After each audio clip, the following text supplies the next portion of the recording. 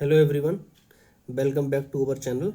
देखिए, आप यहाँ पे देख सकते हैं कि आपके साथ इस आज की क्लास में मैं आपके साथ कॉन्स्टिट्यूशनल अमेंडमेंट डिस्कस करने जा रहा हूँ। देखिए, हम लोगों ने पॉलिटी की क्लासेस कर ली हैं, तो उसमें आप लोगों ने एक टॉपिक पढ़ा होगा कॉन्स्टिट्यूशनल अमेंडमेंट। तो कॉन्स्टिट्यूशनल अमेंडमेंट क्या होता है वो हम आज ध्यान से देखेंगे। तो आप लोग ध्यान से देखिएगा कि अमेंडमेंट क्या होता है। पहले तो मैं आपको ये समझा देता हूँ कि अमेंडमेंट क्या होता है, उसके बाद ही हम कुछ और समझ पाएंगे इसमें। देखिए, अमेंडमेंट का मतलब होता है संशोधन करना।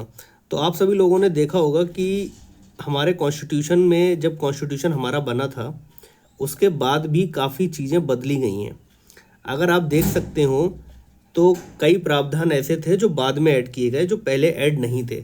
जैसे कि आपको सभी को पता होगा, फर्स्ट कॉन्स्टिट्यूशनल अमेंडमेंट यानी कि पहला संवैधानिक संशोधन जो था वो आपका पहला संविधान संशोधन आपका 1951 में ही हो गया था। देखिए, आप सभी को पता है कि 26 जनवरी 1950 को हमारा संविधान ऑफिशियल रूप से लागू हुआ, लेकिन उसके अगले ही साल हमारे संविधान में कुछ चेंजेस हमें करने पड़े। बिकॉज क्या होता है कि हमें सारे प्रोविज़न एक बार में तो नहीं पता है। तो अमेंडमेंट का मतलब यही होता है संशोधन करना। जो भी आपका संविधान बना हुआ है उसमें कुछ प्रोविज़न, कुछ अमेंडमेंट हमें करने पड़े ताकि हमारा कॉन्स्टिट्यूशन पूरे तरीके से और बेहतर हो सके, और उसमें जो भी हमें एक्स्ट्रा ऐड करना है वो हम ऐड कर सकें। तो आप सबसे पहले आपको इसकी डेफिनेशन क्लियर होनी चाहिए। तो आपको इसकी डेफिनेशन क्लियर हो गई होगी कि कॉन्स्टिट्यूशनल अमेंडमेंट क्या होता है। ठीक है।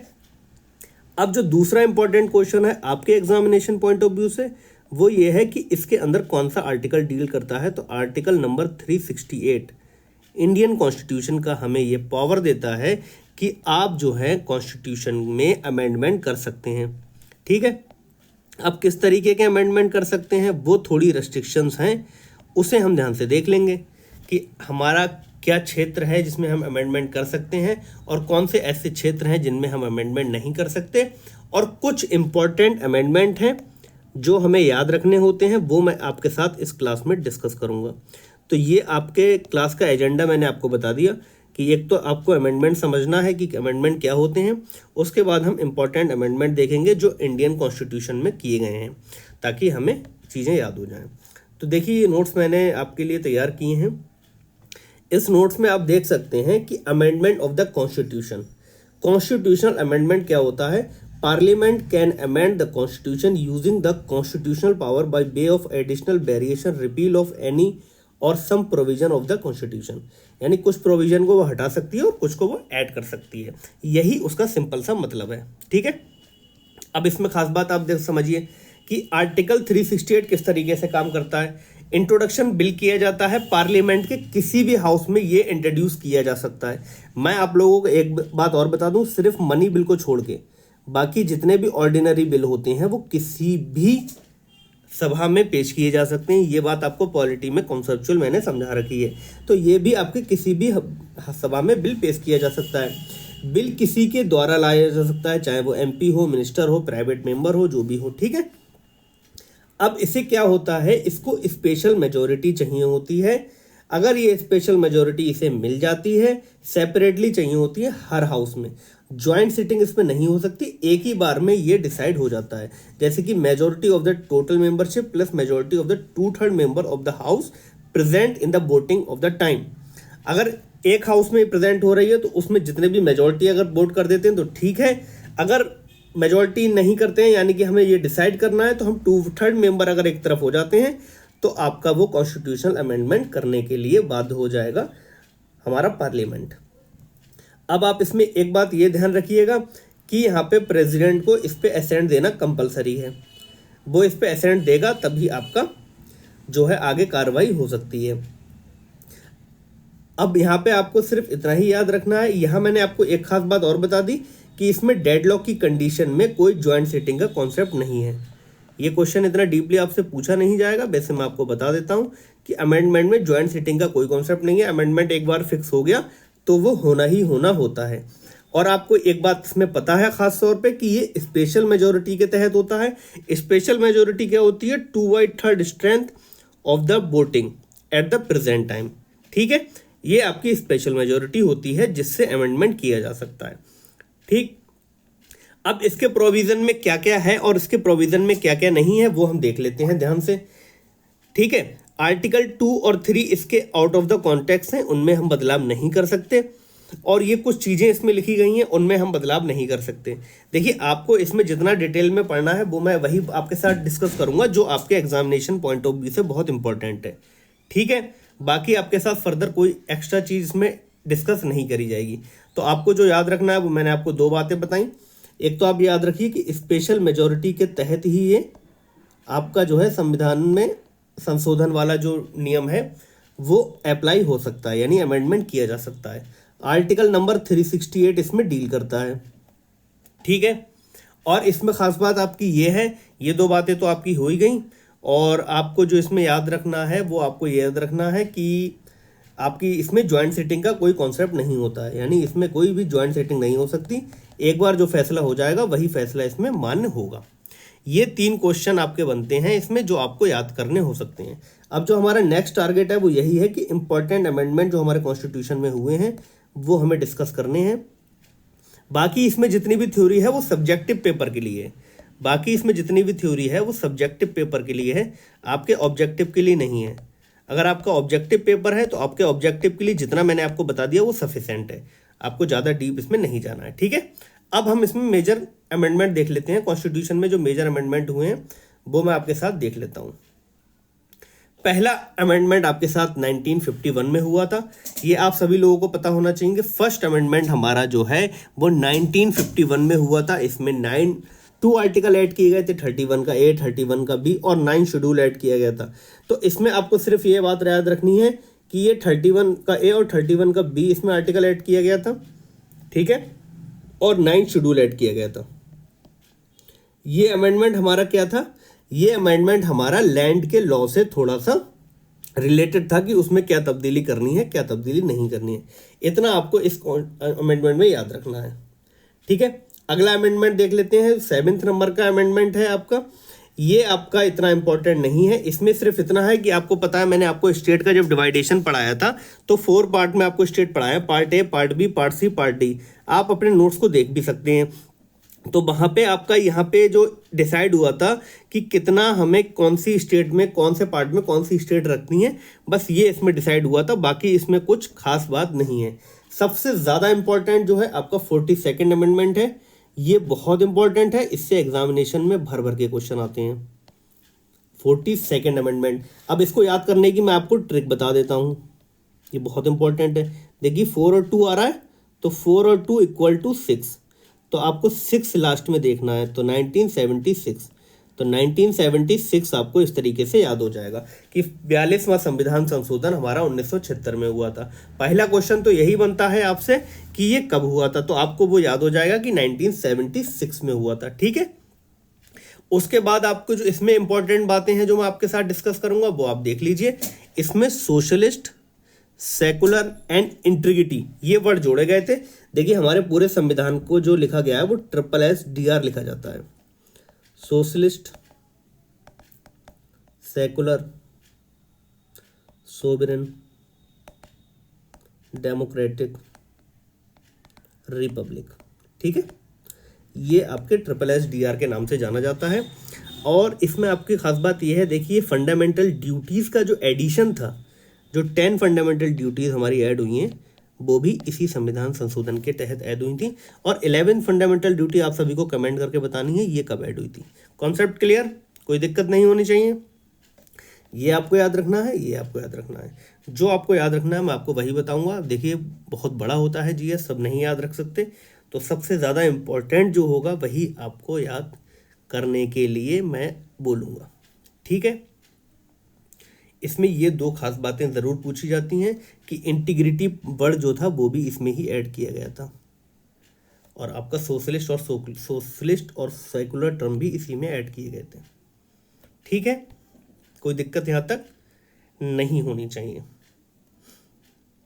अगला कॉन्स्टिट्यूशनल अमेंडमेंट देख लेते हैं, 44th कॉन्स्टिट्यूशनल अमेंडमेंट। देखिए 4 और 4 लास्ट में आ रहा है तो 8 आ जाएगा, तो 1978 से आपको ये याद हो जाएगा। ठीक है, कोई दिक्कत इसमें नहीं होगी। अब जो आपका 44th अमेंडमेंट था, इसमें सिर्फ और सिर्फ आपको ये याद रखना है 1975 में जो इमरजेंसी लगाई गई थी, आपको पता ही होगा, मैं रिलेट करके याद करा देता हूँ ताकि आपको जल्दी याद हो जाए। तो उस इमरजेंसी के टाइम में ये नाम दिया गया था कि इंटरनल डिस्टर्बेंस के कारण लगाई जा रही है। ठीक है, इंदिरा गांधी के टाइम की बात है, उन्होंने कहा था कि इंटरनल डिस्टर्बेंस की वजह से लगाई जा रही है। अब हुआ क्या मसला, अब यहाँ पे मसला ये हुआ कि इंटरनल डिस्टर्बेंस के नाम पे आगे ना लगे। ठीक है, तो उस टर्म को हटा दिया गया और उसको रिप्लेस कर दिया गया आर्म्ड रेवेलियन के नाम पे। ठीक है, आर्म्ड रेवेलियन के नाम पे उसे रिप्लेस कर दिया गया because of the national emergency. अब कोई भी प्राइम मिनिस्टर अपनी मर्जी से ना लगा पाए फर्दर आने वाले टाइम में। ठीक है, इसमें खास बात यह है कि जो आपके फंडामेंटल राइट्स हैं, आर्टिकल नंबर 20 एंड 21, ये कैन नॉट बी सस्पेंडेड। ये मैंने आपको बताया है, ये आपको कमेंट करके बताने हैं दोनों आर्टिकल किससे रिलेटेड हैं। आर्टिकल नंबर 21 क्या है ये आपको कमेंट करके बताना है। ठीक है, इतना आपको याद हो गया होगा, बहुत इंपॉर्टेंट है, बहुत ज़रूरी है जानना, इतना ही आपको जानना इसमें बहुत ज़रूरी है। 52nd अमेंडमेंट की बात करेंगे अगर हम, तो आप सभी लोगों को पता है, मैंने आपको शेड्यूल्स ऑफ द कॉन्स्टिट्यूशन पढ़ाए हैं, जो यूट्यूब पे वीडियो भी पड़ी होगी, शेड्यूल्स ऑफ इंडियन कॉन्स्टिट्यूशन। ठीक है, तो शेड्यूल ऑफ द कॉन्स्टिट्यूशन में हमने एक ट्रिक पढ़ी है, वो ट्रिक आपको कमेंट करके बतानी है। वो ट्रिक क्या थी? ठीक है, कमेंट। देखते हैं आपकी तैयारी किस डायरेक्शन में चल रही है, कितनी अच्छी चल रही है। इसमें खास बात ये थी कि एंटी डिफेक्शन लॉ, जो एंटी डिफेक्शन लॉ था वो इसी कॉन्स्टिट्यूशनल अमेंडमेंट के तहत लॉन्च हुआ था। ठीक है, तो ये आपको याद रखना है। और ये एंटी डिफेक्शन लॉ कौन से नंबर के शेड्यूल में है? 10th नंबर के शेड्यूल में है। अगर आपको वो ट्रिक याद है तो आपको वो ट्रिक के माध्यम से सारे के सारे शेड्यूल याद होंगे, उसमें कोई आपको एक्स्ट्रा एफर्ट नहीं लगाना है। ठीक, कोई दिक्कत नहीं होनी चाहिए। 67th अमेंडमेंट देख सकते हैं, मैंने आपको पढ़ाया भी है, काफ़ी इंपॉर्टेंट है बिकॉज यहाँ पे जो आपकी वोटिंग एज का क्राइटेरिया था वो 21 साल से 18 साल कर दिया गया था। ये आपको याद रखना है, इसमें सिर्फ और सिर्फ आपको इतना ही याद रखना है, ज़्यादा आपको नहीं भागना है। कोई आप ट्रिक बना के याद करना चाहते हैं तो याद कर लीजिए, नहीं तो आप मेमोरी में तो अच्छे ही हैं, आपको तो देख के ही याद हो जाएगा, ऐसा कोई प्रॉब्लम नहीं। वरना 6 और 7 देख सकते हैं, 17 हो रहा है तो 17 साल के बच्चों को 21 साल के बच्चे में कन्वर्ट कर दिया गया, या 21 साल के बच्चों को 18 साल में कन्वर्ट कर दिया गया ताकि वो वोट दे सकें। इस तरीके से आप अपना मनचाही कोई ट्रिक बना सकते हैं। 73rd अमेंडमेंट तो आपको मैं पढ़ा ही चुका हूँ पंचायती राज में। पंचायती राज हम लोगों ने जो चैप्टर पढ़ा था उसमें हम लोगों ने 73rd अमेंडमेंट पढ़ा है, तो आप सभी को पता ही होगा पंचायती राज इससे ऐड किए गए हैं और 11 शेड्यूल में ये बात दी गई है। ठीक है, और आप सभी लोगों को ये बताना है कमेंट करके कि 3 टियर मॉडल किसने दिया था। ठीक है, डू कमेंट कि 3 टियर मॉडल हमारे पंचायती राज के लिए किसने दिया था, किसने पेश किया था। 74th अमेंडमेंट देख सकते हैं आप, ये भी कई बार पूछा जाता है, ये म्यूनसिपैलिटीज़ के लिए था। ये चैप्टर भी आपको अभी पढ़ाना है पॉलिटी में। इसमें कुछ खास नहीं है, खास तौर पे यही पूछा जाता है कि कौन सा इसमें शेड्यूल ऐड किया गया था और ये कब आया था, बस आप तक। और ये 86 अमेंडमेंट आपसे बहुत पूछा जाता है, इसको आप ज़रूर एकदम रट्टा मार लीजिए। 2002 में बच्चे पैदा हुए थे तो बच्चों के लिए था ये 6 से 14 साल, ये आपको याद रहेगा तो आपका ऑब्जेक्टिव क्वेश्चन वैसे भी हो जाना है। 6 से 14 साल फ्री एजुकेशन। ठीक है, तो आप यहाँ पे देख भी सकते हैं आर्टिकल 21 इसमें ऐड किया गया था, और provide free and compulsory education. ठीक है, कोई दिक्कत नहीं होनी चाहिए। और इसमें एक फंडामेंटल ड्यूटी आपकी एक्स्ट्रा ऐड हुई थी, तो वो आपकी फंडामेंटल ड्यूटी ही है ये। ठीक है, तो इतना ये हमारे इम्पोर्टेंट कॉन्स्टिट्यूशनल अमेंडमेंट थे जो पहले के थे। अब मोदी गवर्नमेंट जब से आई है तब से तमाम कॉन्स्टिट्यूशनल अमेंडमेंट हो चुके हैं। अगर आप ध्यान से देखेंगे तो इतने कॉन्स्टिट्यूशनल अमेंडमेंट हो चुके हैं जिनका कोई जवाब नहीं। अगर आप ये आपसे कभी पूछा जाए कि 101वां कॉन्स्टिट्यूशनल अमेंडमेंट क्या है तो वो जीएसटी को लेके है, ये आपको पता होना चाहिए।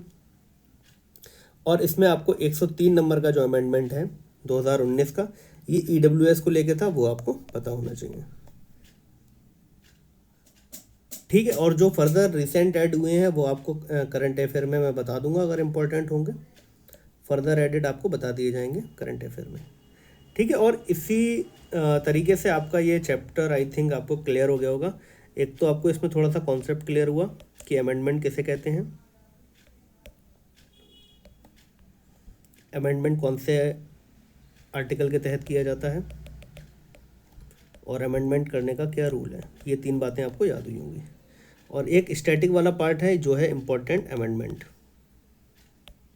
ये आपको कुछ अमेंडमेंट मैंने बताया, जैसे कि 86 हो गया, ये आपको याद हो गया होगा, 42 हो गया, 44 हो गया, ठीक है, 61 हो गया, 101 हो गया। ये आपको कुछ अमेंडमेंट ऐसे हैं जो आपको याद रखने हैं। बाकी देखिए इसी तरीके से क्वेश्चन आते हैं, जो मेजरली क्वेश्चन आते रहते हैं, ऐसा नहीं है कोई एकदम रैंडमली क्वेश्चन आ जाएगा आपके सामने। खास बात यह है, देखिए लगातार आपके सबसे इम्पोर्टेंट पार्ट ये होता है कि आप करंट अफेयर जो है इसको आपको लेके चलना है। तो आप इस चैनल को सब्सक्राइब कर लीजिए प्लीज़। अब इतने एंड से आप अपने एंड से इतना तो कर ही सकते हैं कि आप इस चैनल को सब्सक्राइब कर लीजिए और शेयर कर दीजिए। आपकी तरफ से इतनी हेल्प भी बहुत होगी। तो आपके लिए बेहतर कंटेंट देने की जिम्मेदारी मेरी है। मैं आपको बेहतर कंटेंट लगातार प्रोवाइड कराता रहूँगा ताकि आपकी हेल्प हो सके एग्जामिनेशंस में। मेरा पूरा फोकस इस बात पे है कि आपकी किसी भी तरीके से एग्जामिनेशंस में बेहतर परफॉर्मेंस हो, आप अच्छे से अच्छा परफॉर्म अपने एग्ज़ाम में कर सकें। ठीक है। और तो अच्छे परफॉर्मेंस के लिए देखिए टीचर का मोटिवेशन जितना ज़्यादा रहेगा आपके प्रति, उतना ही ज़्यादा कंटेंट वो आपके लिए बनाने की कोशिश करेगा और आपको फर्दर उसमें फ़ायदा होगा। ठीक है। तो आप अपने एंड से इतना do subscribe the channel and do share if you like the video. Okay, thank you very much.